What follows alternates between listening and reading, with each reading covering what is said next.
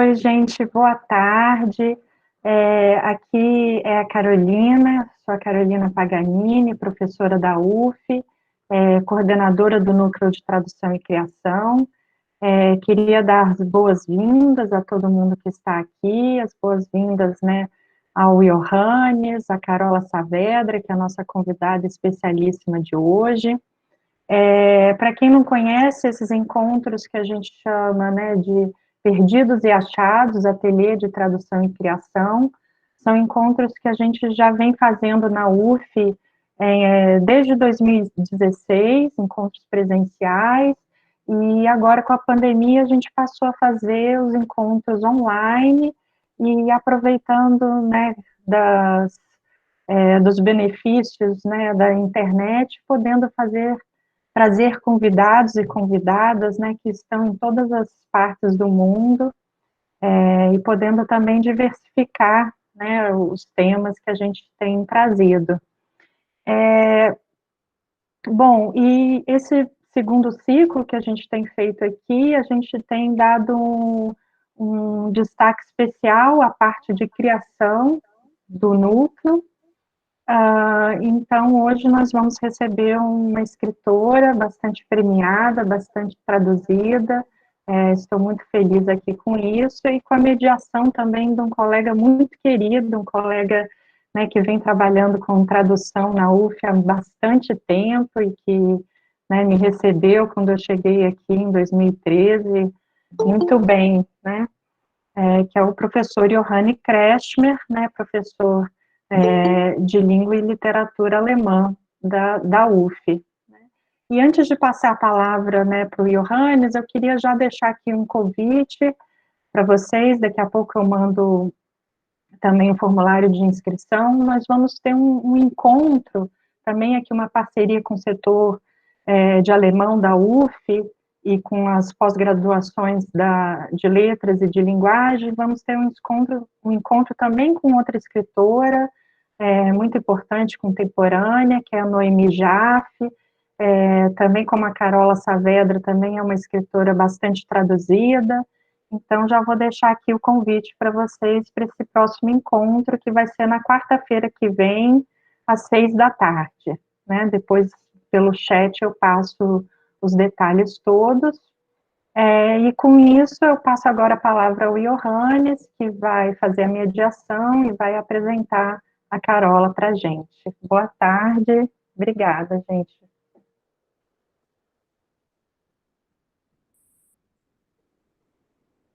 Ligar o microfone, Johannes.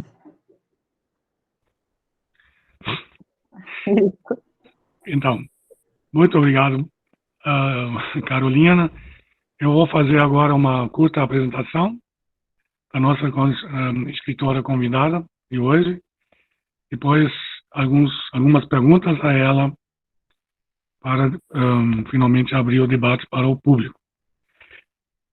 Então, Carola, é uma grande honra e uma grande alegria também receber você hoje nesse evento no Núcleo de Tradução e Criação.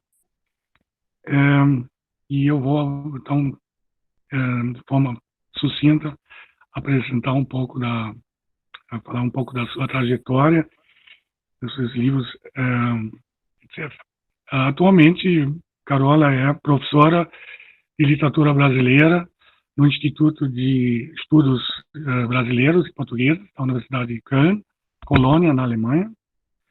Ela nasceu em Santiago do Chile e aos 3 anos mudou, sempre com a família, para o Rio, onde concluiu uma graduação em comunicação social.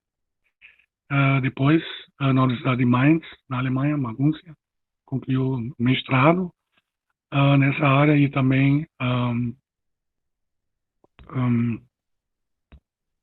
em romanística. É doutora em literatura comparada pela UERJ, com a tese Dom Quixote e o início do romance moderno.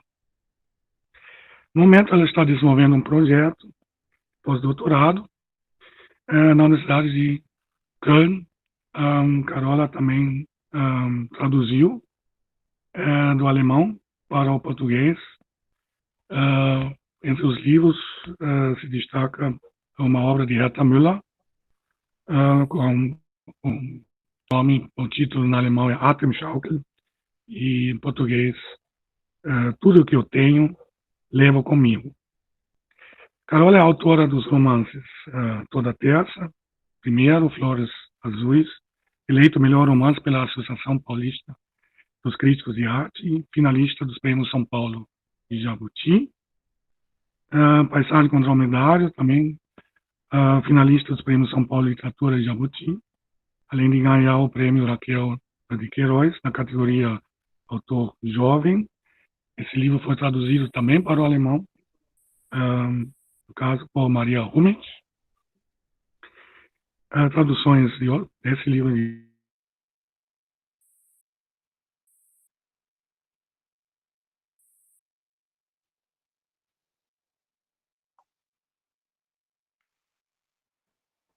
Johannes, você está me ouvindo?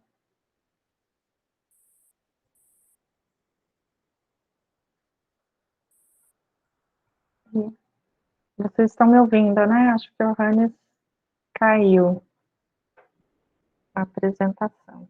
Vamos esperar um pouquinho.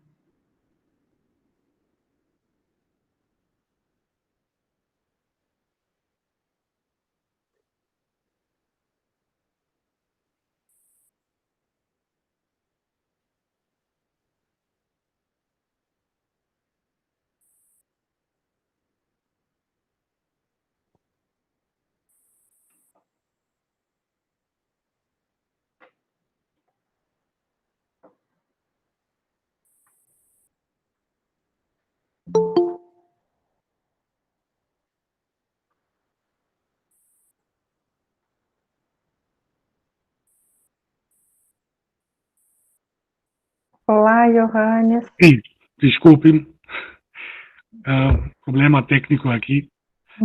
Caso estamos sem luz e eu falo pelo celular, e não pelo computador, como de costume. Eu não sei quando caiu.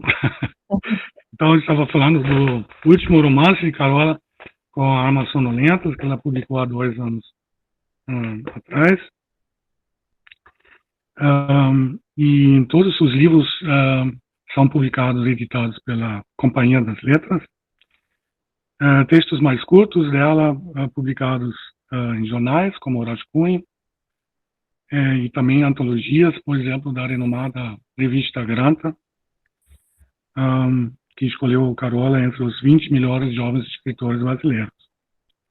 Carola participou também de eventos literários, como a Flip, a Lit Cologne, que é um importante festival alemão, a Feira do Livro de Guadalajara, no México, Feira de Leipzig e a Feira de Frankfurt, em 2013, quando o Brasil foi o país homenageado.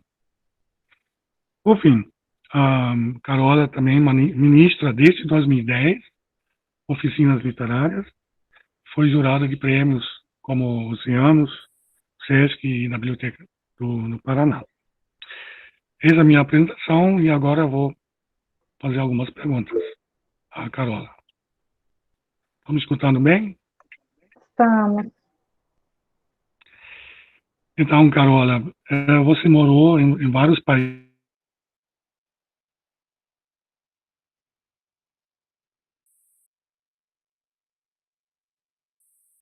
Ih, caiu.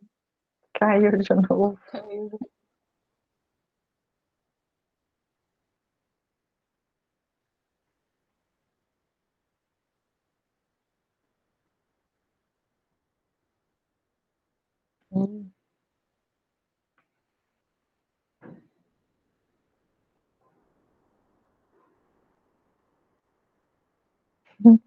Está com problemas técnicos, o celular superaquecido.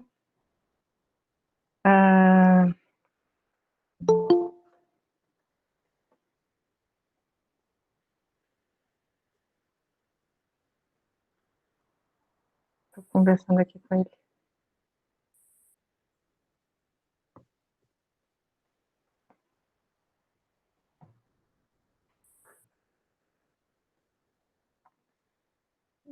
Para quem chegou agora, peço desculpas que a gente está tendo alguns problemas técnicos.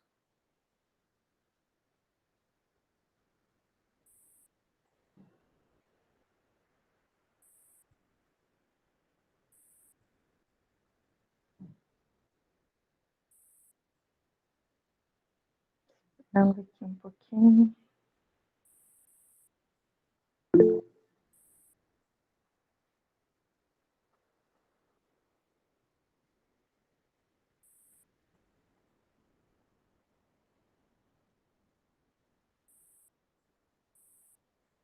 Olá, Malu, estou vendo aqui, Suzana, os colegas aparecendo.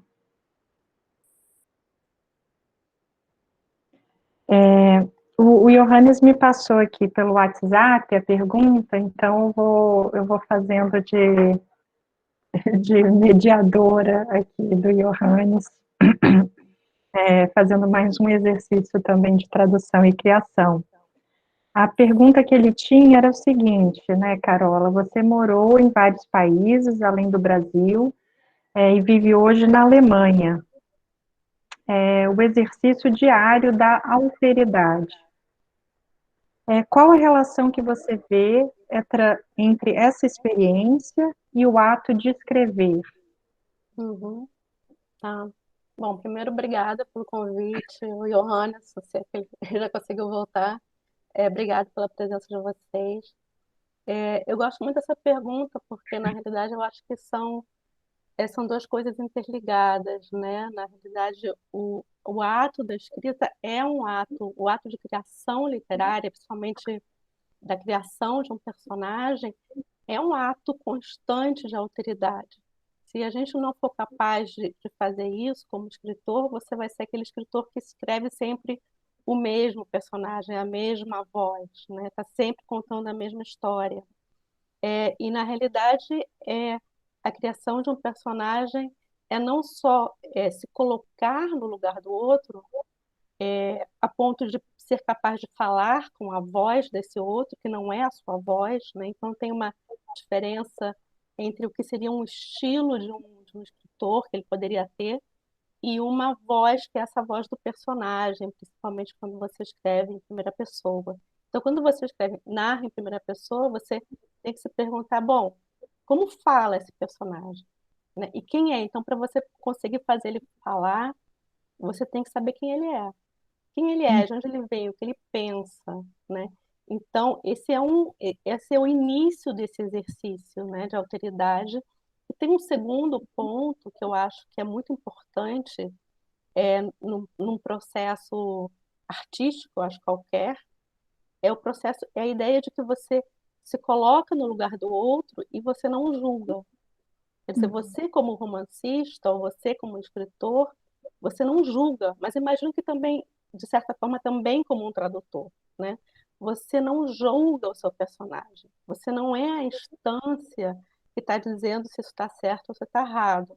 Porque se você coloca essa instância, esse olhar não é mais o olhar do personagem, mas é o seu olhar. Então, há um exercício constante do não julgar, né? Então, por exemplo, para você fazer isso, digamos que você vai desenvolver um assassino. Para você conseguir construir esse assassino, e não só não julgar esse assassino, claro, você vai julgar moralmente, mas não no momento em que você está criando aquilo, né? Ou esse julgamento não está no texto. Para você construir esse assassino, de alguma maneira, você tem que buscar o assassino em você. Então, é um trabalho de alteridade, mas que é se colocar no lugar do outro, mas também se colocar no lugar do outro é um exercício de achar o outro em você. A possibilidade do assassino em você, né? O Milan Kundera fala sobre isso, quando perguntam para ele como você constrói os seus personagens, naquele livro dele que se chama A Cortina, que é um livro ótimo, na realidade, também sobre criação literária. E ele diz que ele desenvolve o personagem é aquele que ele poderia ter sido, mas por razões da vida ele não foi. Quer dizer, poderia ter sido um assassino e por razões da vida não foi. Mas e esse assassino que existe dentro dele? É ali que ele vai buscar. Então, é um trabalho de alteridade, mas que é uma constante alteridade de talvez não tanto se colocar no lugar do outro, mas trazer o outro para dentro de você, quer dizer, para saber o que que é ser esse outro, como é pensar com esse outro, né? E não tem nada a ver com compaixão, né? E não tem a ver com aceitação, mas tem a ver com não julgamento, né? Não julgar esse outro enquanto você está na pele dele. Então, eu acho que passa esse processo de alteridade, passa, e você, claro, você morar fora é uma experiência de alteridade, mas você pode ter uma experiência de alteridade ali, no lado de casa, né? Ou dentro da sua própria casa. Quer dizer, que é lidar com o outro. Talvez a gente viva hoje em dia o drama, né, de não saber mais lidar com o outro. Cada um se fecha ali na sua bolha e o outro vira uma espécie de inimigo, né? Às vezes a gente acha que chegar no outro é pela ideia da compaixão. Eu acho que a compaixão é uma coisa que te coloca num lugar mais acima, né? Uhum. E a ideia da alteridade não, quer dizer, a ideia desse outro que é você, que é o outro, mas que é você também. E parece que a experiência, né, a experiência de morar em outros lugares torna isso, né, mais evidente, né, mas ao mesmo tempo, como você falou, né, a alteridade a gente pode encontrar muito próximo, né, o nosso grande escritor Machado de Assis nunca saiu do Brasil e escreveu toda a obra que ele escreveu, mas no seu caso, você acha que realmente, né, essa experiência de morar em vários lugares, falar outras línguas, isso traz de forma mais, não sei, mais sensível para isso, assim, né, para sua escrita? Olha, posso te falar de mim. Para mim, sim, Uhum, mas eu acho que não a experiência em si. Eu conheci já pessoas, por exemplo, que tinham passado 3 anos viajando pela América Latina e quando você pergunta, bom, mas o que que você viveu? A pessoa te fala um monte de clichês. Quer dizer, ou você pode morar fora sem nunca morar fora realmente, né? Você pode morar em uhum, outro país sem nunca estar realmente naquele país. E você pode nunca ter saído da sua cidade e ter experiências importantíssimas de atravessamento, de transformação, né? Então, eu não acho que a experiência de estar fora do país ou de morar em outro lugar seja necessariamente, ela vai repercutir na pessoa de uma forma criativa. Ela pode ou não repercutir. Como eu disse, você pode passar 3 anos dando a volta ao mundo e voltar praticamente com os mesmos clichês, os mesmos estereótipos com os quais você saiu, e você pode ir na pracinha do lado e alguma coisa transforma a sua vida, né? isso é muito bom, né, é uma questão de abertura também, né, do olhar. O Johannes mandou mais uma pergunta aqui. Você planeja um livro, acho que é Sabe Você? É isso o título? Não sei se ele escreveu aqui. Ah, por exemplo, em seu último livro, você partiu primeiro da história de Sor Juana, a primeira feminista e intelectual latino-americana, ou de possibilidades narrativas, como Uhum. narrativas paralelos ou a fita de Moebius. Tá. É, essa é uma pergunta que muitas vezes fazem, né? Que é, por exemplo, quando você escreve um livro, você já sabe que história você vai contar, né? E como se existissem dois tipos de escritor: aquele que já sabe que história ele vai contar, ele tem tudo organizado e escreve. E o escritor que parte do zero, ele não tem muita ideia e ele vai andando no escuro e vai descobrindo à medida que ele avança. Claro que esses são dois esquemas que não necessariamente a pessoa pode estar em algum lugar no meio desses opostos. Ou, por exemplo, eu sou uma pessoa que já transitei entre esses dois opostos, né? Por exemplo, eu tenho livros como Flores Azuis, que eu tinha uma tabela, assim, do que ia acontecer em cada capítulo. Eu sabia, eu tinha, assim, quase que uma espécie de escaleta do livro. Já o último livro, o Com Armas Sonolentas, é um livro que eu comecei a escrever e eu sabia só que eu ia contar a história de 3 gerações de mulheres, né? A avó, a mãe, a filha, e da relação, ia ser um livro sobre maternidade, mas eu não sabia mais nada, eu não tinha ideia de onde eu ia chegar, e eu fiz, eu acho que mas isso foi mais fácil fazer porque eu já dominava a técnica. Então eu podia, digamos assim, claro, já tinha escrito outros romances, 4 romances, né? Então eu podia, talvez, como alguém, como, digamos assim, um atleta que domina aquilo tão bem, que pode se dar o luxo de não pensar mais naquilo, né? Então, é, eu fui andando e foi um livro muito escrito com o inconsciente, quer dizer, muito, o que é com o inconsciente? Muito conectada com o inconsciente e muito menos com a razão, muito menos com o controle. Então, foi um livro sem esse controle, digamos assim, intelectual que eu costumava ter, mas que eu acho que foi possível porque eu já dominava aquilo também, podia dizer, agora eu vou avançar um pouco mais desvairadamente, sem saber para onde eu vou. Então, eu acho hoje em dia interessante não saber para onde você vai chegar. E não saber tanto, acho que a gente tem uma tendência a querer compreender tudo, né? Então, muitas vezes me falam assim, ai, mas o que aconteceu no final não dá para saber direito, tem coisas que eu não entendi. Falei, pois é isso que me interessa, esse é o ponto. Eu acho que a gente está acostumado, muitas vezes, a um tipo de literatura em que tudo fica explicado. Você chega no final e tudo está explicado e pronto, e aquilo dá uma espécie de satisfação, mas eu acho que o lugar da arte é um lugar também do que você não sabe. É aquilo que te toca, o que te atravessa, mas você não sabe muito bem do que se trata. E talvez anos depois você ainda vai estar pensando naquilo. Não toda experiência é uma experiência dizível.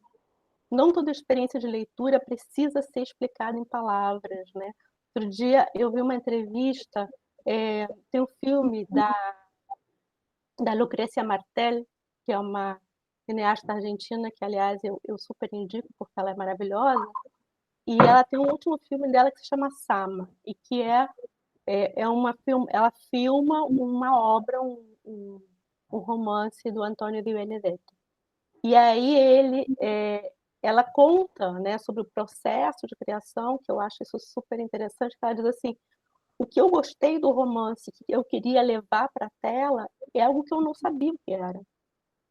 Eu não sabia dizer o que é aquilo que tinha me entusiasmado, me emocionado tanto, a ponto de eu querer fazer um filme a partir disso, né? E ela fez pouquíssimos filmes. Então, mas ela diz, eu não sei o que era.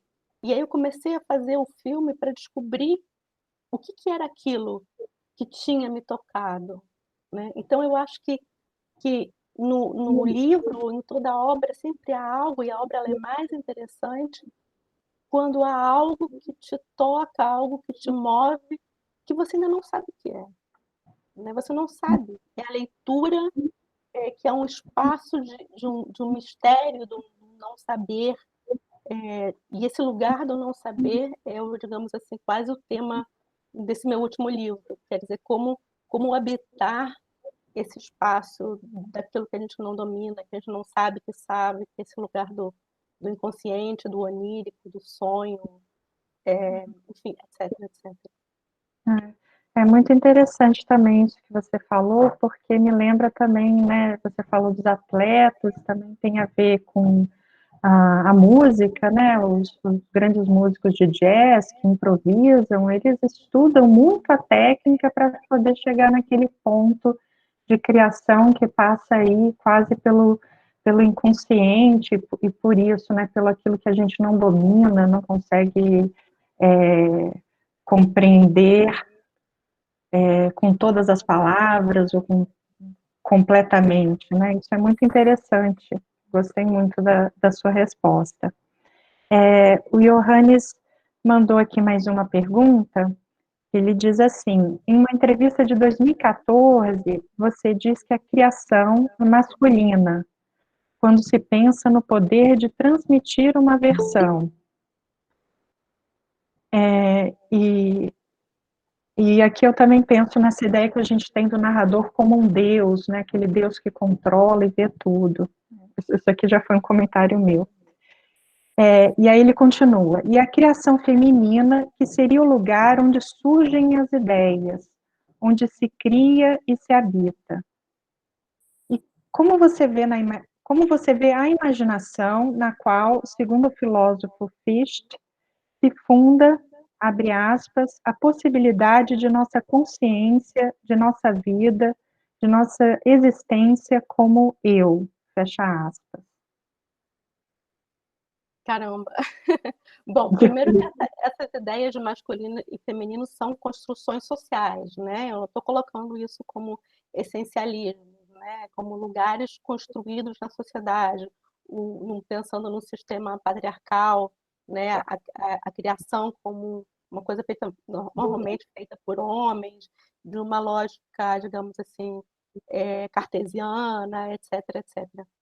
Mas, voltando a essa questão, que é a questão que o Johannes pergunta no final, é muito interessante a gente pensar isso, porque o autor, a ideia do autor, como a gente tem hoje em dia, é uma ideia recente. Né? É uma ideia que surge, o autor surge no Renascimento. Né? Por exemplo, no caso do Quixote, que é um dos aspectos que eu gosto do Quixote, que o Cervantes escreveu a primeira parte e aí, como ele estava demorando a escrever a segunda parte, veio a Avellaneda, que é um pseudônimo, e escreveu ele um Quixote apócrifo. E que não era incomum, era uma coisa comum que outra pessoa chegasse e escrevesse uma segunda parte. Né? E que hoje, para a gente, seria impensável. Né? Vou escrever aqui a segunda parte desse livro, que não é meu. Né? E até pouco, assim, até a Idade Média, se a gente pensar, uma parte desses romances, né, são romances sem autor. Né? O autor, como dono, digamos assim, daquela obra, é uma coisa nova, relativamente nova e que tem a ver com a nossa sociedade, que é uma sociedade que preza, que coloca em primeiro lugar a ideia do sujeito, né? A ideia do indivíduo. A gente tem a ilusão que a gente é a gente, né? E o interessante disso, dessa ideia do autor, é também que a gente tem a ilusão como autor que o livro é só nosso, que o livro surgiu todo só da nossa cabeça. Mas não é verdade. Eu estou trabalhando com literatura indígena e é muito interessante porque para os indígenas, quer dizer, para a cultura indígena, a ideia de autor ou de artista como a gente tem não existe. Porque a ideia é que a arte pode ser feita por todos e que um objeto, né, de arte, ele é o resultado de um saber ancestral. E a gente esquece isso porque isso vale também para a gente. Né? Eu não estou querendo dizer que o autor não existe, claro que o autor existe, né? Mas a ideia de que aquela obra é puramente dele, não é. Aquela obra é parte do que ele leu, é parte do que ele ouviu, é parte de como ele foi criado, é parte da sociedade, é parte do idioma que ele fala e no idioma em que ele escreve, né? Porque cada idioma é uma visão de mundo específica. Então, assim, a ideia, a ilusão que a gente tem de que quem escreve essa obra é um indivíduo, no sentido de um sujeito único, é parte da ilusão de que esse sujeito existe. Né? E quando você está em contato com o processo de criação, você vai se dando conta que há uma instância que fala no texto que não é a sua consciência, que a gente pode chamar do inconsciente, ou você pode chamar do inconsciente coletivo, quer dizer, há várias instâncias nesse inconsciente que falam no texto, porque o texto literário, ao contrário de um texto, digamos assim, jornalístico, né, que é um texto informativo, o texto literário é um texto metafórico, e ele é um texto furado, quer dizer, ele é um texto que se desdobra, ele é uma palavra que se desdobra em vários significados possíveis. E por isso, aquilo que você quis dizer, às vezes você disse, às vezes você não disse, às vezes você disse aquilo e mais outras coisas. Então, assim, eu, depois de 10 anos do primeiro livro, mais de 10, 12 anos do primeiro livro, eu vou me dando conta que eu disse coisas que eu não sabia que eu estava dizendo. Então, assim, ou eu me dou conta de significados que haviam ali que eu não pensei nele naquele momento. Então, há algo no texto, literário, no texto poético, enfim, que é um mistério, que é esse espaço, esse lugar em que que escapa ao sujeito, escapa a esse indivíduo, a essa consciência que a gente tem e que a gente acha que é quem controla esse texto. Eu acho que há um ponto, claro, que é a técnica, que sem técnica você não escreve um romance, mas há um outro ponto que é um ponto, é como se fosse um ponto cego, onde as coisas escapam. Então, por exemplo, voltando para o Cervantes ele escreveu o Quixote, e hoje em dia o Quixote é talvez um dos grandes clássicos da literatura ocidental, né? O Cervantes, para ele, aquilo não era a grande obra dele, sabe? O Quixote era tipo o best-seller que ele tinha escrito. Ele estava escrevendo outro livro que para ele era a grande obra. Ele não tinha ideia, porque o Quixote, né, que ele escreveu na cabeça dele, não é o Quixote praticamente pós-moderno que a gente lê hoje em dia, né? É como no conto do Borges, né, que é o Pierre Menard do Quixote, que reescreve o Quixote palavra por palavra no início do século XX, e aquilo não é mais o Quixote, mesmo ele copiando o Quixote sem transformações ali, porque o texto ele vai se transformando, né? E esse é o mistério, né? Esse espaço do que nos escapa e do que escapa ao sujeito, a essa ideia que a gente tem, essa ideia ilusória que a gente tem de que a gente é uma pessoa, que a gente é uma pessoa, mas que a gente é uma pessoa que controla, que tem controle sobre si mesmo e que sabe quem é, né? E na realidade a literatura, a arte é justamente o espaço de se dar conta de que a gente sabe muito pouco e que existem outras vozes, outras instâncias que falam junto com a gente.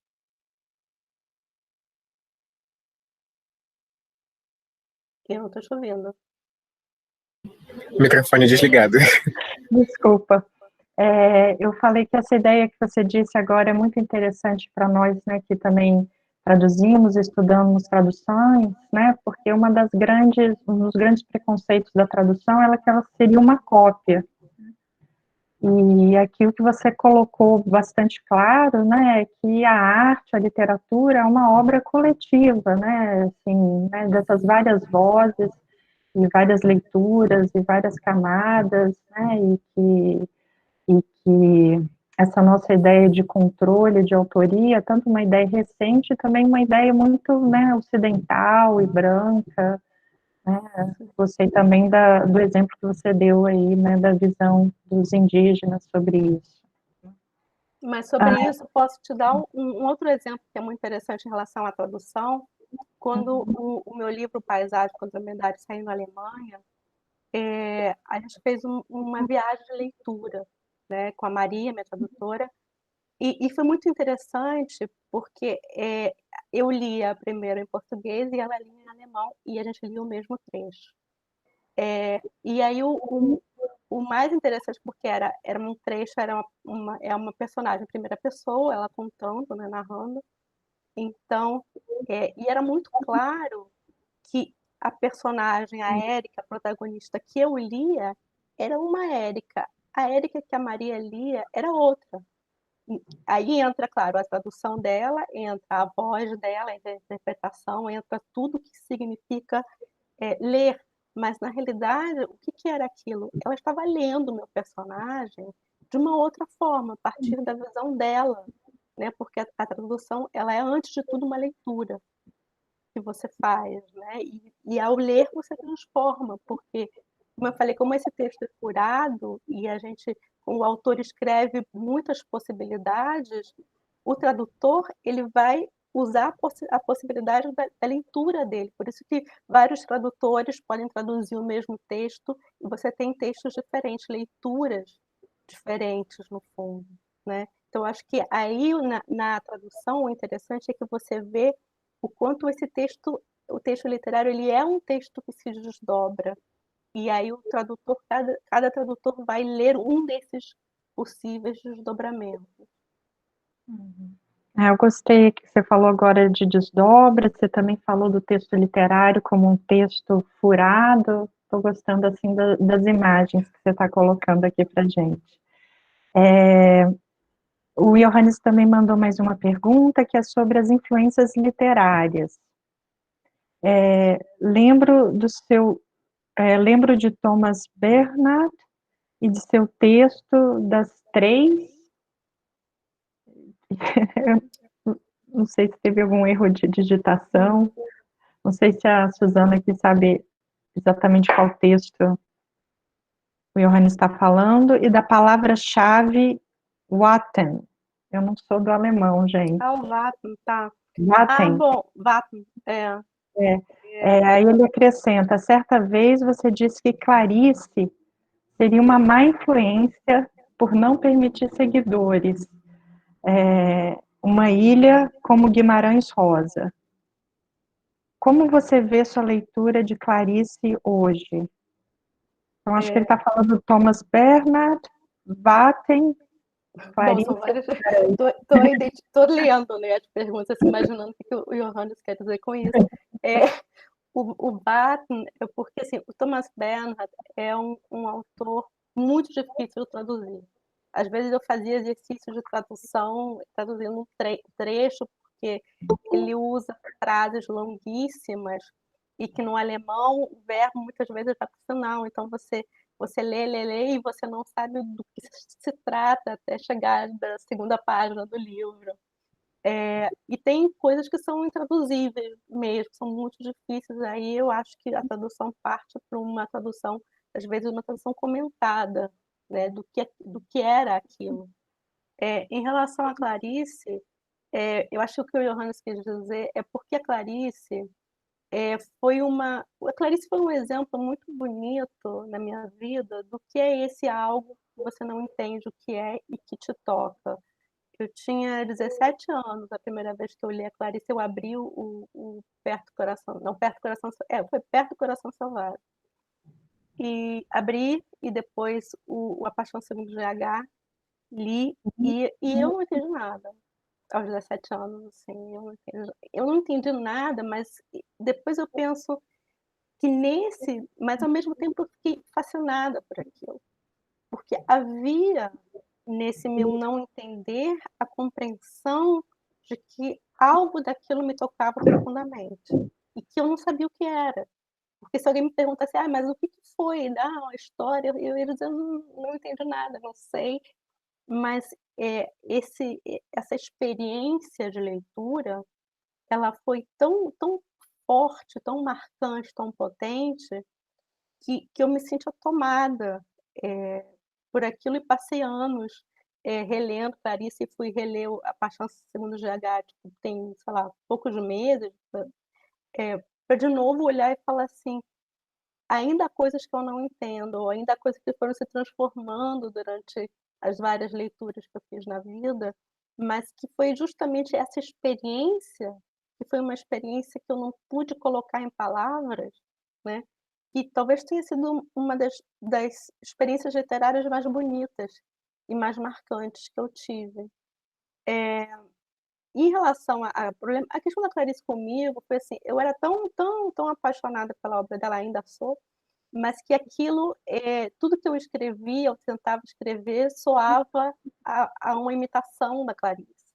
Era como se eu tivesse tomada por aqueles livros, por aquela voz, e precisasse me distanciar disso, para poder encontrar o meu próprio caminho.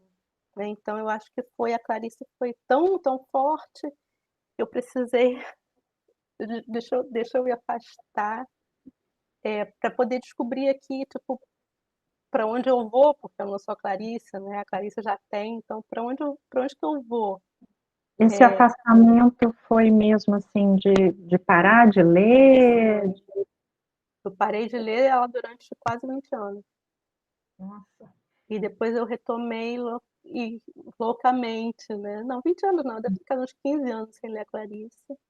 E era justamente porque eu precisava construir a minha voz, os meus livros. Aí, quando eu terminei, sei lá, o quarto romance, aí eu pensei, bom, agora eu posso voltar a ler a Clarice. E foi lindo, foi assim, tanto que eu peguei os livros que eu tinha eu comprei aos 19, 20 anos, e eles estavam todos anotados, e eles estavam guardados há muitos anos, né? E foi uma coisa muito linda abrir, por exemplo, A Paixão Segundo GH, e ler e ver essas minhas anotações. E o interessante foi assim, mas eu tinha entendido isso, mas não, eu não tinha entendido. E aí o interessante é que às vezes você se dá conta com as suas anotações antigas, né, ou como se eu me deparasse com a pessoa que eu fui naquela primeira leitura, que a sensação que saber as coisas com palavras, ou falar as coisas com palavras, falar esse saber com palavras, não necessariamente é saber. Quer dizer, que a palavra ela permite vários níveis de saber. E uma frase que você diz mais superficial, ela pode ir se aprofundando com o passar dos anos, e a frase é a mesma frase, só que ela vai cada vez mais fundo em você, ela tem cada vez um significado mais entranhado em você. Então essa foi uma experiência de reler a Clarice. O Johannes tinha falado também da influência do Guimarães Rosa, né? Influência do Guimarães Rosa? Não, eu acho que o que ele está querendo dizer é que eu falei em alguma entrevista que o Guimarães Rosa e a Clarice são ilhas. Quer dizer, são autores que não permitem uma espécie. Vamos pensar no Rubem Fonseca, né, que deixa, digamos, a Patrícia Mello, Marçal Aquino, pessoas que depois, claro, vão por outro caminho, mas que seguem, abre digamos assim, um caminho. Agora, eu tenho que dizer uma outra coisa, né? Quando as pessoas começam a rever as minhas entrevistas antigas, assim, tem muita coisa que eu disse que eu já não concordo, tá? Então, assim, a maior parte das coisas que eu disse, eu não concordo mais. Então, eu não, não acho mais nada disso. Hoje, agora, eu acho outra coisa. Mas eu acho que isso é bom. Outro dia teve uma entrevista do Caetano, que eu achei tão linda, porque ele fala para o Pedro Bial sobre o documentário, né, sobre a vida dele, e aí ele diz assim, mas aquilo que eu disse, eu não acho mais. A pessoa que eu era, e ele tem 78 anos, e ele diz assim, a pessoa que eu era 2 anos atrás, eu já não concordo com nada disso, eu já sou outra pessoa. E eu pensei, que lindo, eu queria chegar aos 78 e poder dizer, a pessoa que eu era 2 anos atrás, eu já não concordo com mais nada disso, e eu mudei. Então, acho que essa capacidade de também ir enxergando as coisas de outra forma, ou a coragem também de dizer, mas disse, mas não acho mais, não concordo mais. Uhum. Muito bom, muito bonito isso. O Johannes mandou aqui também uma pergunta sobre tradução, sobre as suas traduções. Você também traduz literatura, traduziu a Herta Miller, né? Uhum. Aí ele fala, a escrita dela tem marcas morfológicas e sintáticas de um alemão da região da Romênia, onde ela cresceu. O romeno, Herta Miller, só aprenderia na adolescência. Você poderia comentar um pouco sobre a sua experiência com a tradução deste livro? Sim, foi traumática. Foi traumática no sentido, foi muito difícil. Qual que Na é o realidade, título do livro que ele não o colocou aqui? título do livro, aí em português, é Tudo que eu tenho, tudo que tenho levo comigo, que é um dos principais romances dela. Eu acho assim, foi de todo, digamos assim, de toda a experiência de trabalho intelectual da minha vida, se eu puder falar assim, me perguntarem qual foi a tarefa mais difícil da sua vida, foi fazer essa tradução. Assim, nada que eu tenha feito intelectualmente foi tão complexo como essa tradução. Porque tem muita coisa introduzida, né? E que você não tem como passar isso para o português. Então, assim, foi uma experiência também digamos assim, de modéstia, assim, caramba, né, de se colocar no lugar do outro e de pensar esse trabalho de tradutor como um trabalho também que te exige tanto, porque ele exige que você seja um ótimo leitor, né? Você tem que saber ler aquilo. Eu acho que você saber os dois, você saber o idioma acaba sendo a coisa assim, claro, mas isso não é suficiente. Há uma série de outras exigências no traduzir literatura, que é você ser um bom leitor e você também ser um bom escritor, porque você vai fazer escolhas, né? Escolhas de ritmo, você vai ter que traduzir aquele ritmo. Ela trabalha muito com ritmos, com uma musicalidade do idioma, e aí você vai ter que fazer isso também. Se você for um bom tradutor, você vai pensar como você vai passar isso para o português. Então, não é só um caso de qual é a palavra correta, porque senão você poderia colocar uma máquina, né? Porque as máquinas não vão poder traduzir literatura nesse sentido, porque tem que fazer um trabalho de tudo que passa até por isso, pela musicalidade, né, do idioma. Então, não é um trabalho assim, para um, né? É um exercício intelectual muito complexo mesmo. Então, eu diria que a coisa mais difícil que eu falei depois de traduzir a Rata, vou estudar filosofia, sei lá, vou fazer qualquer coisa que antes me desse medo. Ah, interessante. E, assim, numa entrevista o Paulo Henrique Brito, né, ele fala que traduzir é um ótimo exercício para se tornar um escritor, né? E aí eu queria saber se de alguma maneira as traduções que você faz também, né, te influenciam na sua escrita, né? Se você traduz autores com quem você tem essa afinidade literária, como, por exemplo, você tinha, né, com a leitura da Clarice, né? Como é que entra em jogo aí o seu papel da tradutora com o papel da escritora? Hum. Eu não me considero uma tradutora porque eu deixei de traduzir, né, em algum momento. Então, eu raramente traduzo. Eu traduzo assim, como exercício.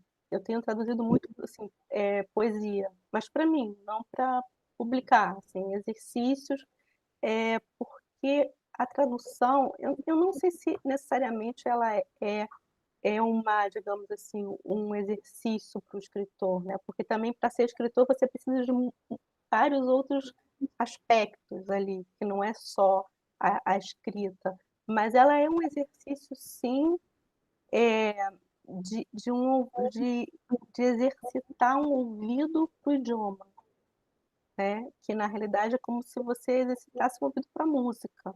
Como é a sonoridade desse idioma? Como é a sonoridade das frases? Como essas frases estão construídas? Né?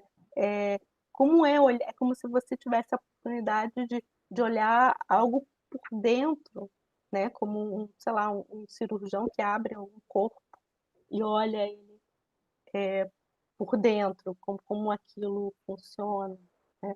Nem por isso você vai ser capaz de reproduzir esse corpo, né? Então, mas ele é um exercício de linguagem, um exercício que eu acho que serve muito para o escritor. Quer dizer, quando você escreve, não é só contar a história, né? Você escreve um romance, não é falando de poesia, onde isso é mais óbvio, mas vamos pensar num romance ou num conto.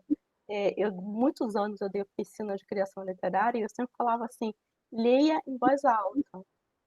E isso serve também para tradutor, né? Leia em voz alta para você ouvir a musicalidade do seu texto. As frases, elas são música. A gente esquece que a literatura ela vem da música. A origem da literatura é a literatura oral e a origem dessa literatura oral é a música, é a musicalidade, né? A poesia que passa pela musicalidade do idioma. Então literatura não é só contar a história, né? Só dizer algo, mas também como isso é dito, de que forma isso, digamos assim, é cantado.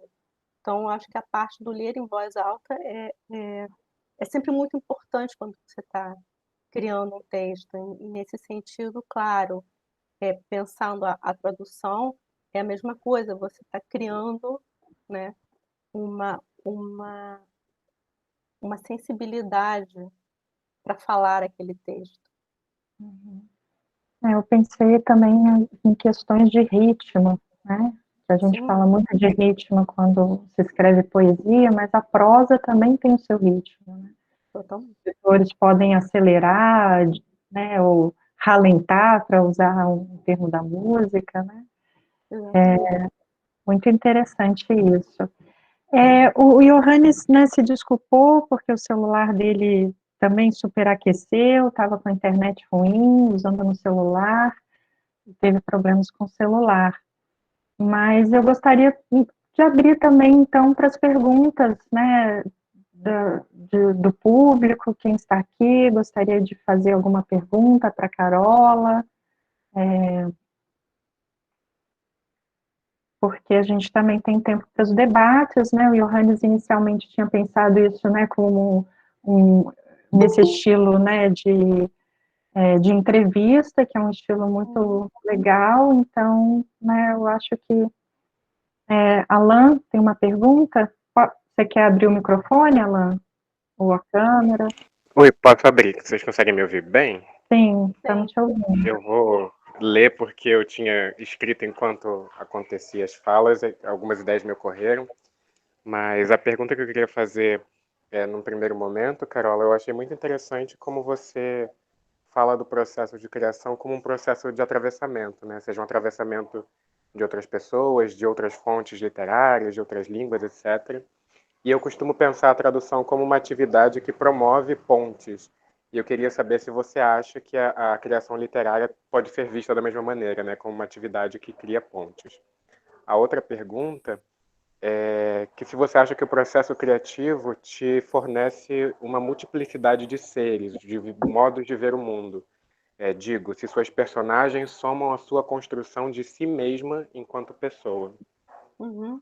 Tá. Bom, primeira questão com certeza, né? Voltando àquela questão da alteridade, a ideia da alteridade como uma ponte para o outro, né? Com certeza tem eu acho que a tradução e o processo criativo da escrita são, bom, tão agarrados ali, né? Eles se embolam porque são parte, digamos assim, de um mesmo fenômeno, né? Que é o fenômeno da criação, porque na tradução há o processo de criação também. E quanto à questão. é, Desculpa, qual foi a segunda pergunta? Eu perdi, acho que eu tinha anotado. Se as suas personagens, né, a construção dessas outras pessoas, dessas outras personas, faz, contribuem para a sua construção pessoal, né, de você mesma como indivíduo. Sim, essa pergunta é muito bacana, porque é justamente isso que acontece. Na realidade, até porque essa ideia desse eu é ilusório, quer dizer, não há esse eu de uma forma tão concreta, né? Então, os personagens são desdobramentos meus, né? Digamos, meu eu, entre aspas. Eles são como, às vezes, como coisas que eu sonhei, que eu imaginei, que eu poderia. E não há, no fundo, uma diferença tão grande entre o sonho, entre o que a gente sonha e o que a gente vive. Porque o sonho, ele nada mais é do que uma forma de expressão do sujeito, assim como, enfim, a literatura também é uma forma de expressão. Na realidade, a literatura ela é só uma expressão mais controlada do que o sonho, mas eu vejo que são processos muito parecidos, né? Que são processos que trabalham com a metáfora, metonímias, enfim, com figuras de linguagem. Então, o que a gente lê também é parte disso, né? Por exemplo, quando eu penso na minha infância, é de ter lido livros em que a memória desses livros que eu li, ela é tão ou mais forte do que memórias reais, digamos assim, de coisas que eu realmente vivi. E, no fundo, o que é a memória, né? Se a gente vai pensar na memória, a memória ela é uma construção, Se a gente pensar, duas pessoas viveram o mesmo acontecimento e duas pessoas, cada uma vai ter a sua versão e às vezes versões completamente diferentes. Então, o passado, ele não é algo fixo, né? O passado é algo que escapa o tempo todo e a nossa memória é, na realidade, uma ficcionalização desse passado. Que às vezes a gente vai, assim como a construção de quem a gente é. Então, eu acho cada vez mais que a criação ela está muito mais próxima da vida da gente e da vida da gente de todo mundo, e não só do escritor. Ela está muito mais próxima da nossa vida cotidiana do que a gente aprendeu a achar. Que a criação é algo ali do escritor na sua torre de marfim, mas não a arte, a criação literária, ela transpassa toda a nossa construção de eu, inclusive ela transpassa a nossa construção de sociedade. Enfim, é um assunto que é longuíssimo, mas assim, de forma muito curta, é isso. Obrigada pela resposta. Gostaria de saber se tem mais alguém que gostaria de fazer alguma pergunta ou fazer algum comentário. Tamires quer fazer uma pergunta? Sim. Deixa eu ligar Pode aqui falar, Tamires. minha câmera. Primeiro eu queria agradecer, eu tô aqui digitando loucamente a Carola, ela tá assim, eu tô me sentindo uma dádiva, tô bebendo um bálsamo, assim, tá muito gostoso de escutar vocês. Eu sou escritora, eu queria começar o trabalho como tradutora, eu queria saber se ela tem alguma dica, assim, algum conhecimento, uma pérola de sabedoria para passar. Pérola de sabedoria. Poxa, eu tenho, não tenho nenhuma. Mas eu acho que, enfim, se você já é escritora, acho que meio caminho andado, porque essa é a parte mais difícil. Eu acho que a parte mais difícil não é aprender o idioma, dominar o idioma. Eu acho que a parte mais difícil é encontrar a voz em português para esse idioma. Então, eu acho que o domínio da escrita no seu idioma, ele é importantíssimo. Ele não é um detalhe, né? Ele é ainda mais para a literatura. Claro, um texto técnico é diferente, mas para a literatura, ele é a parte talvez mais importante. Então, eu acho assim, você é escritora, parabéns, meio caminho andado. Obrigada. Obrigada. A Diana também aqui está perguntando pelo chat. Gostaria de perguntar a Carola se ela também fica angustiada com a abertura que deixa no final dos livros, no sentido das possibilidades que ficam no ar. Não, não fico, porque eu vejo isso como a vida. Assim, para mim, o livro, a abertura do final do livro, ou esse final que não é muito bem explicado, é justamente o espaço que eu deixo para o leitor. Quer dizer, é o espaço que eu deixo para o outro. Mas é uma coisa que eu fui aprendendo na vida, a não me angustiar com aquilo que eu não sei. Eu acho que eu já me angustiei muito, principalmente quando eu era mais nova. Me angustiava muito aquilo que eu não sabia. E talvez parte do meu processo de amadurecimento e também de amadurecimento como escritora foi suportar aquele não saber, suportar aquilo que eu não sei explicar, dizer, beleza, vamos em frente, porque eu acho que eu entendi que é nesse lugar do que a gente não explica é que também surge a arte. E a arte não só para... Eu acredito muito nisso, a arte não só como a arte para o escritor, mas também a arte para o leitor. Por exemplo, talvez quando eu li a Clarice e não entendi, tenha sido nesse espaço que surgiu, talvez, a escritora que eu sou. Muito legal, muito interessante isso. Fiquei até curiosa de saber se dá alguma tristeza quando termina o livro, ou é uma alegria. Ou você sabe Você sabe quando você terminou um livro? Porque o Borges fala que a gente só termina o livro quando manda ele para a editora, né? Sim, Mas, na última vez, eu ainda sempre mudo uma última palavra. Então, até quando a editora diz, acabou, vai para gráfica, não muda mais. Tipo assim, eu sempre tenho um último desejo de que poderia ficar melhor, de que, enfim, normal. você se relê depois de publicada? Sabe que eu não, isso foi uma das coisas que mudou. É, eu nunca me relia, eu não suportava me reler. E hoje em dia eu me releio, eu releio não o livro todo, né? Mas releio trechos, porque me interessa justamente aquilo que eu não sabia que eu tinha escrito. Então, por exemplo, quando alguém me diz assim, as pessoas muitas vezes, sempre no Instagram, eu vejo, né, me marcam, então eu vejo as leituras que os leitores fazem, e tem muita coisa linda e muita coisa que eu penso, é verdade, eu não tinha pensado nisso. Deixa eu ver se eu escrevi isso e escrevi mesmo, né? E eu volto lá e releio, e é muito bonito também porque no fundo é um diálogo com o leitor, né? Que o leitor me traz, através da vivência dele, um outro aspecto que está no meu texto, mas que eu mesma não tinha visto. Então aí eu vou lá e releio. Os encontros, né? Tem uma pergunta aqui da professora Renata Mancini, minha colega aqui da UF. Ela disse: Carola, ótimo te ouvir.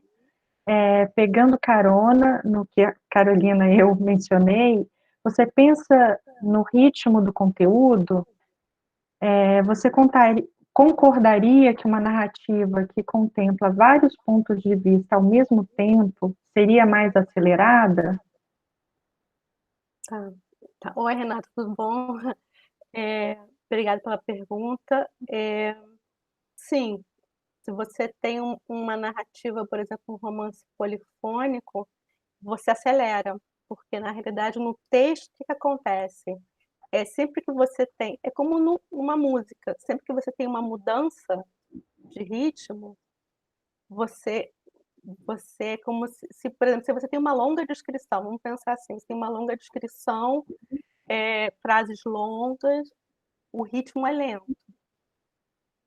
Se eu, por exemplo, estou intercalando essa descrição com diálogos, o ritmo acelera.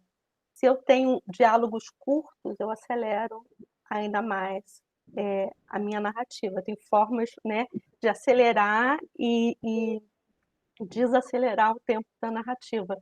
Quando eu trabalho com várias vozes, o que acontece? Se eu for um bom escritor, né, eu vou desenvolver uma voz para cada personagem. Né? Seria um erro que todos falassem da mesma forma, se eu estou usando a primeira pessoa. Então, o que acontece? Cada vez que eu entro com um personagem, com a voz de um personagem diferente, eu troco de voz. Né? Eu troco o tom da minha narrativa, e ao trocar o tom da minha narrativa, eu acelero a leitura dela. Quer dizer, não que eu acelere a leitura realmente, mas eu acelero a ideia, né, da própria narrativa. A Renata acrescentou: as quebras aceleram. Legal, obrigada, Carola. Eu estou vendo aqui também tem uma pergunta do Pedro Rodrigues de Luca. Ele diz: gostaria de perguntar para Carola sobre a opção por se escrever um romance de formação nos tempos de hoje, sobre o que isso representa em diálogo com os romances de formação mais clássicos, como os de Goethe, Os Anos de Aprendizado, de William Meister, né? E sobre se isso foi uma escolha racional ou algo que surgiu de maneira mais inconsciente. Muito obrigada. Tá. Isso foi uma das poucas escolhas racionais do livro. Primeiro porque o romance de formação, no seu sentido tradicional, ele é um romance masculino. Então, sempre esse tornar-se adulto, né? E é sempre numa perspectiva masculina, do homem. Então, eu queria trazer esse gênero, né, para os dias de hoje, obviamente, né, que não dá mais para fazer um romance de formação de antes, de um século atrás, né? Mas trazer a ideia para a mulher. Quer dizer, o que seria tornar-se mulher na nossa sociedade? O que seria sair, né? Todas as personagens do livro, elas começam jovens, né? E elas passam por esse processo de transformação, que é um processo de busca de si mesmo. Qual é o meu lugar no mundo? Quem sou eu? Né? Que são as perguntas que todo jovem e também todo mundo se faz, né? A que lugar eu pertenço? Que lugar é esse? E que pessoa sou eu? Quem sou eu? O que eu desejo? A grande pergunta que as personagens se fazem é uma pergunta sobre desejo. O que eu desejo de verdade? Porque muitas vezes a sociedade, muitos dos nossos desejos, a gente acha que eles são nossos, mas eles não são nossos. Eles são desejos que a gente herdou. A gente herdou dos pais, a gente herdou, sei lá, da propaganda da televisão, a gente herdou dos amigos, quer dizer. E aí, então, essas personagens se perguntam, para mim, esse romance de formação passa pela ideia, primeiro, dos personagens que se perguntam quem sou eu e o que eu desejo de verdade, né? E o segundo ponto é de uma perspectiva da mulher, né? Da ideia da mulher que é tão pouco narrada, né? Essa, digamos, a mulher sempre aparece, ou aparecia até bem pouco tempo atrás, como um personagem, digamos assim, menos concreto. E também a relação mãe-filha, né? Eu queria escrever um romance que falasse sobre essa relação mãe-filha que quase não existia na literatura brasileira, e não só brasileira, como latino-americana, a ideia do romance que tivesse a relação mãe-filha como foco principal, né, como tema principal, e que é, de certa maneira, um reflexo de que, digamos assim, a medida das relações eram medidas masculinas, são ainda, né? Então, por isso, quando se fala um escritor escreve sobre um tema relacionado a um homem, e esse homem é visto como universal. Quando se escreve sobre alguma coisa relacionada à mulher, vamos pensar, eu coloco no livro, sei lá, o parto, depressão pós-parto, etc., etc., elas são vistas não como universais, mas como temas femininos. Então, eu queria trabalhar essas questões, né, desses temas que nem tinham sido tratados na literatura, ou muito pouco na literatura, né? Quantas vezes você vê na literatura depressão pós-parto, quanto tempo você vê o parto mesmo, parto no sentido do real do parto, né? Não vê muito pouco. Então, eu acho que, para mim, era importante inverter e investigar, e aí vem o investigar mesmo, né? Como é narrar isso que foi tão pouco narrado? E isso é uma das coisas que me interessava, e talvez esse tenha sido uma forma de ir sem saber onde eu ia chegar. Então, por exemplo, o romance tem um aspecto, vamos chamar fantástico, forte, mas eu não sabia. Eu estava escrevendo na minha cabeça, no início, um romance realista. Quando eu cheguei na cena em que a personagem, que é uma das protagonistas, ela acaba tendo um filho que ela não quer ter, ela não quer ser mãe, mas acaba tendo esse filho mesmo assim, por mil motivos, e ela vai abandonar esse bebê no parque. E aí eu tinha que escrever essa cena, que ela vai abandonar esse bebê nesse parque, e eu pensei, meu Deus, como eu escrevo essa cena sem que ela fique melodramática, sem que ela fique brega, sem que ela seja over, mas também eu não queria fazer aquela cena de uma forma minimalista. Eu queria que ela tivesse toda a força dramática que ela tinha que ter. E aí, um momento, eu quebrei a cabeça por muitos meses, até um dia que eu entendi, eu falei, não, ela vai entregar esse bebê para uma capivara. E aí aparece essa capivara, que é um personagem, e que fala. Eu demorei também um tempão para fazer essa capivara falar, e que tom essa capivara ia falar, como ela ia aparecer. Então, quer dizer, eu fui escrevendo, e aí, de repente, eu descobri que eu não ia mais escrever, eu não estava escrevendo aquele romance realista que eu achei no início, e que eu precisava entrar nesse lugar digamos, do onírico, do fantástico, para poder dizer, para poder narrar aquilo que eu queria narrar e que eu não sabia nem como eu ia narrar, né? E tinha a ver também não só por uma escolha do vou pelo inconsciente, mas por uma escolha de ter sido pouco feito, de eu não saber como lidar com aquilo. Obrigada, Carola. Eu achei muito interessante você ter falado aqui no aspecto da maternidade, que é realmente um tema muito subrepresentado, né, na literatura, no cinema, nas artes plásticas. E aí queria saber também se você chegou a fazer alguma pesquisa sobre o que já tinha sobre isso, ou você foi, né, como você falou no início, que esse foi um livro mais, que você partiu, né, do inconsciente, que você foi mais, né, deixou mais livre, né, o processo de criação. Isso eu sabia, no início eu sabia que eu queria escrever um livro que falasse da relação mãe e filha. Na realidade, a ideia surgiu porque eu queria fazer um pós-doc, e eu pensei em fazer um pós-doc sobre romances escritos por mulheres no século XX que tivessem relação mãe e filha como tema principal. E eu não achei quase nada. Tinha pouquíssimo, pouquíssimo, pouquíssimo. E isso me chamou muito a atenção. E aí eu resolvi largar o pós-doc e escrever o mesmo romance. Eu falei, é isso que eu quero escrever.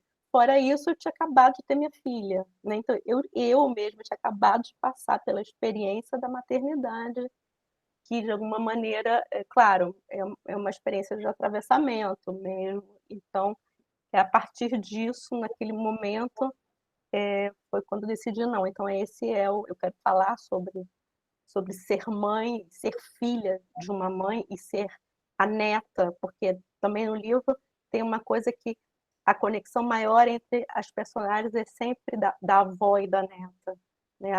E a ideia de que há algo que se passa como herança, e que muitas vezes essa herança que é passada de mãe para filha, para neta, é uma herança não falada, é uma herança não dita, é uma herança do trauma, né? É a herança daquilo que não tem palavras, mas que esse silêncio, ele também é hereditário. Quer dizer, esses acontecimentos traumáticos podem ser passados, e hoje em dia é comprovado, que eles são passados de mãe para filho e para neto, e continuam ali na família, que é algo que não foi dito, mas que, curiosamente, a criança lê Uhum. e leva com ela para o resto da vida. Sim, muito bom mesmo. Gostaria de saber se mais alguém gostaria de fazer uma pergunta. O pessoal que está aqui, a conversa está ótima, estou adorando as perguntas, adorando as respostas da Carola. A Tamires disse encontro incrível, obrigada.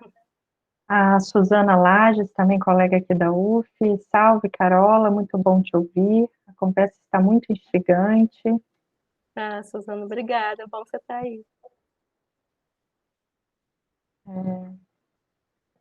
Incrível mesmo, muito grata pelo encontro, estou amando a conversa. Bom, se ninguém quer fazer mais nenhuma pergunta, eu vou fazer uma última pergunta aqui, uma pergunta bem simples, né? Se você tem algum dos romances que você escreveu, algum deles que é o seu favorito, e por quê, ou, né, se não, ou se essa pergunta também é infundada, né? Mas hoje, né, a Carola de hoje, qual que é o romance favorito? É sempre o último. Sempre o último. Sempre é o último. É o favorito. Acho que é um bom sinal, porque ele está mais próximo, mas eu acho que é esse. E tem um romance meu que ele é pouco lido, mas que eu gosto muito, que é o Paisagem contra o Dromedário.